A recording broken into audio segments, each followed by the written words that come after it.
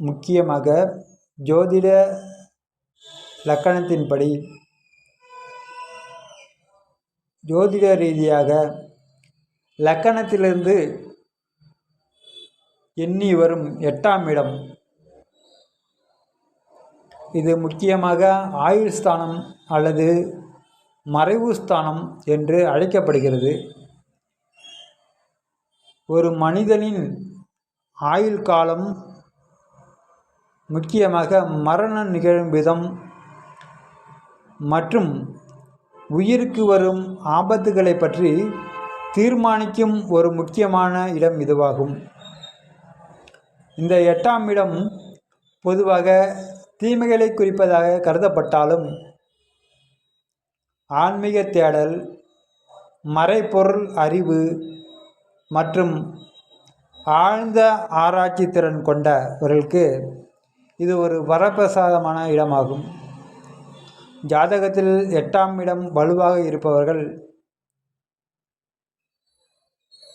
எத்தகைய இக்கட்டான சூழ்நிலைகளையும் தாங்கி நிற்கும் மன உறுதியையும் மரணத்தை வெல்லும் ஆற்றலையும் பெற்றிருப்பார்கள். மேலும் இந்த 8ஆம் இடம்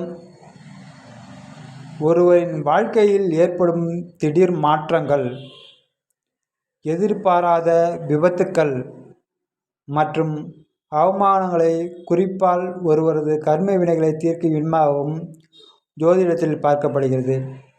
உங்கள் வாழ்வின் ரகசியங்களும் மற்றவர்களுக்கு தெரியாத உங்களின் தனிப்பட்ட பக்கங்களும் இந்த 8ஆம் இடத்தின் கிரக நிலையை கொண்டு தீர்மானிக்கப்படுகிறது.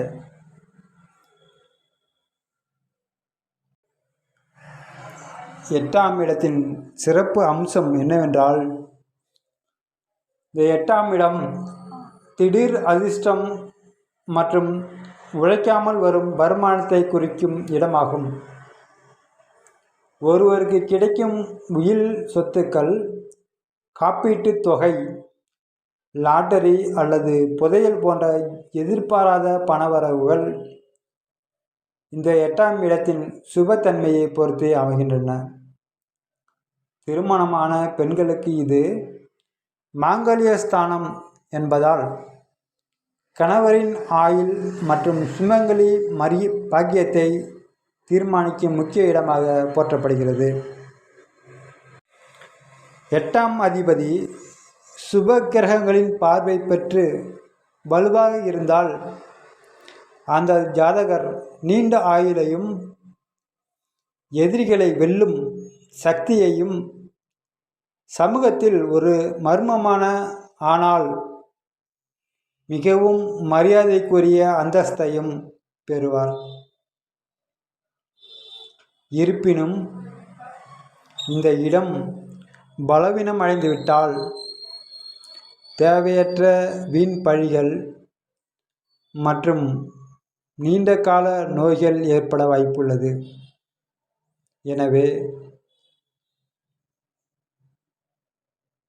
8ஆம் இடத்தின் பாதிப்புகள் குறைய முதன்மை தெய்வமான சிவபெருமானை வழிபடுவது மற்றும் மிருத்யுஞ்சய மந்திரம் ஜெயிப்பதும் சிறந்த பரிகாரங்களாக கூறப்படுகின்றன. இது போன்ற பயனுள்ள வீடியோக்களை பெற எமது சேனலை சப்ஸ்கிரைப் செய்யவும். மேலும் வீடியோ பிடித்திருந்தால் லைக் செய்யவும். மேலும் இந்த வீடியோவை உங்கள் நண்பர்களுக்கும் ஷேர் செய்யவும்.